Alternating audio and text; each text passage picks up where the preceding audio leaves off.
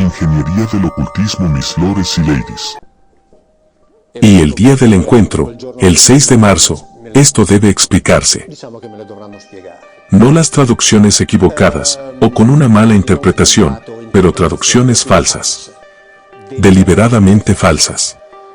Si consideramos la Biblia, por lo que puede significar, la lectura se vuelve muy interesante.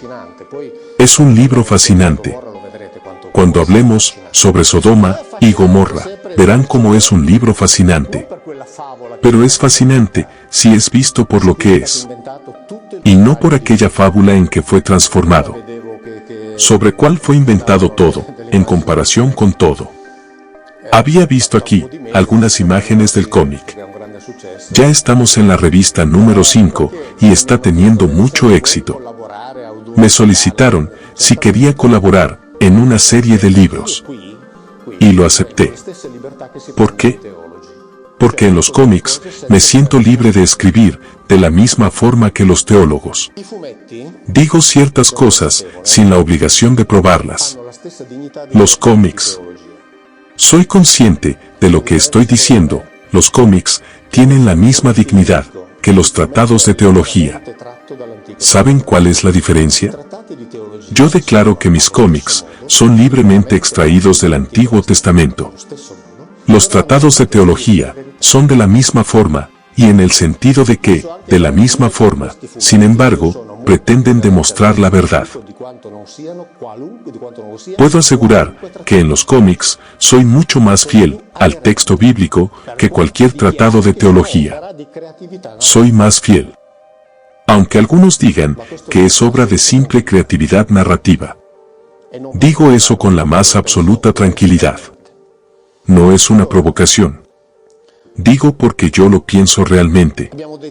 Hablemos de profecía, libros, no libros. No sabemos quién la escribió, no sabemos cuándo fue escrita, no sabemos cómo fue escrita, no sabemos cómo se leía. Veamos si consigo. ¿Por qué no sabemos cómo se leía? Porque la Biblia, como todos los textos semitas, fue escrita solamente con consonantes. Las vocales no existían, no había vocales. Hay solamente los sonidos vocales. Estos sonidos se introducen en el momento en que se lee la Biblia.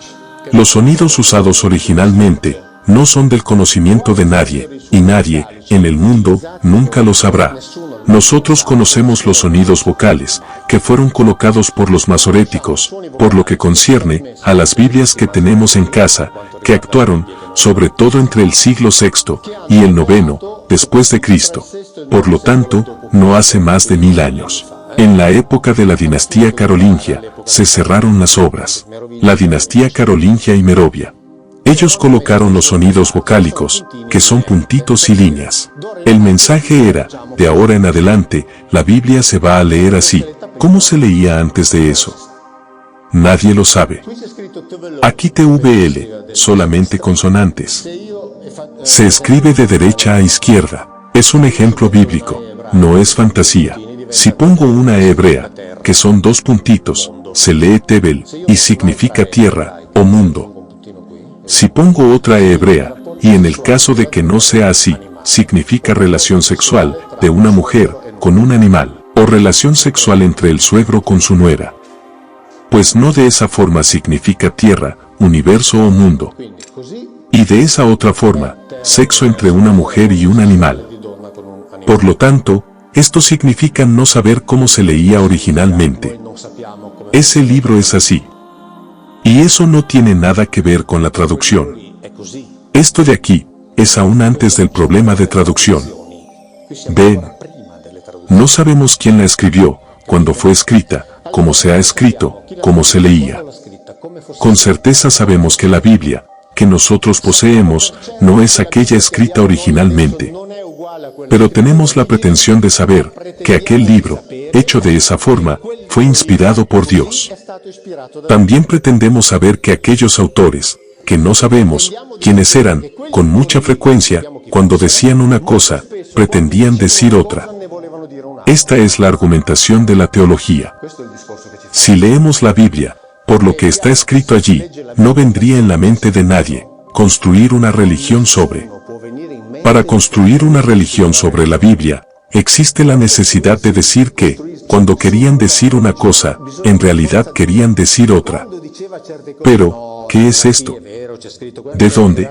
¿Por qué? ¿Cómo? ¿Cuándo? Ya que no sabemos nada, al menos, podríamos intentar entender lo que verdaderamente está escrito.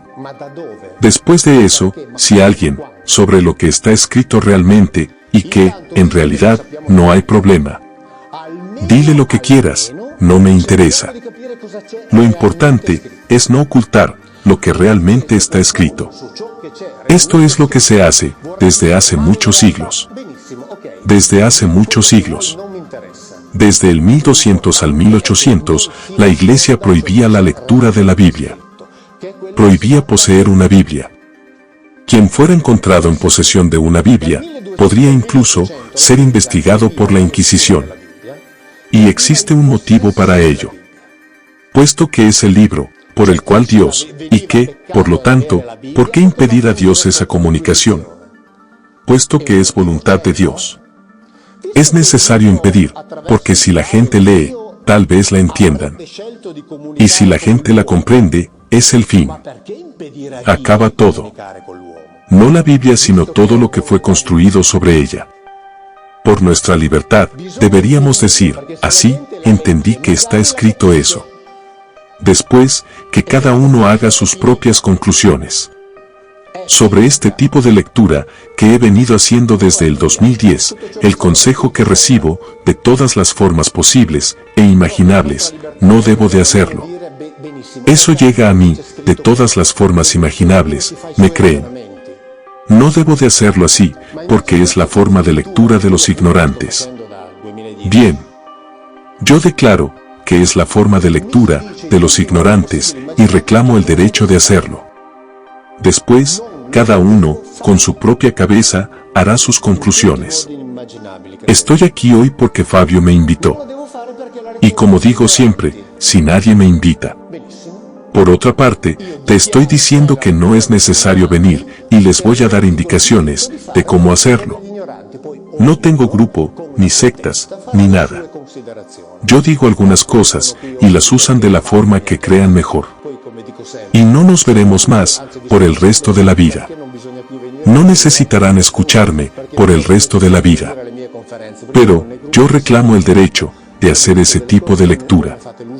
Coloquemos esa lectura, en una mesa, y que, cada uno pasa, miren la mesa, vean que hay todo tipo de lecturas, y elija la que más le agrada. Muy bien. Sin embargo, esta lectura debe estar junto, porque tiene la misma dignidad de las otras. Una lengua tiene significado, ante todo, por el hecho de expresar lo que está escrito. Esa es la única lectura, que no puede faltar. Que no debería faltar. En cambio, es aquella por la que siempre fue hecho de todo, para que faltara. Así no lean, dicen. Nosotros explicamos el por qué ustedes no tienen las condiciones para entenderla.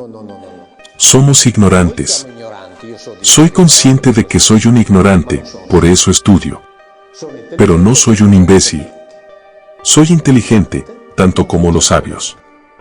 Más ignorante, pero inteligente como ellos. Y si leo un texto, puedo entender lo que está escrito. Si me quieren decir que además de lo que está escrito, hay algo más, todo bien, yo escucho, y después decido.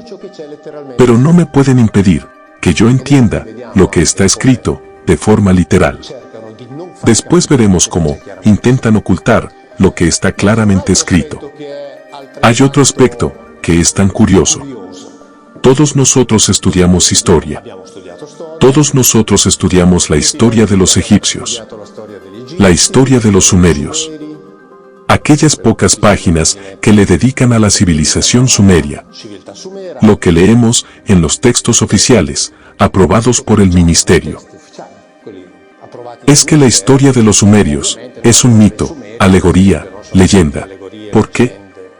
Porque era la manera en que los pueblos, los paganos, los pobres, que no habían recibido la revelación divina, intentaban simbolizar a sus dioses.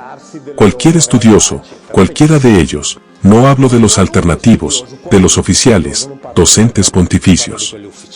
Cualquiera de ellos sabe, incluso escriben esto, que todas las narraciones del origen de la Biblia son copias de esos textos.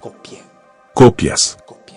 Poco antes he leído sobre el hecho de que la narración de la creación bíblica es nada más que la narrativa de una serie de divisiones. Dado que la narración sobre la creación bíblica es una copia de la epopeya de Gilgamesh o de la epopeya de Atrasis. Aquí, por ejemplo, esto viene de la Universidad Oriental de Nápoli, me enviaron esto.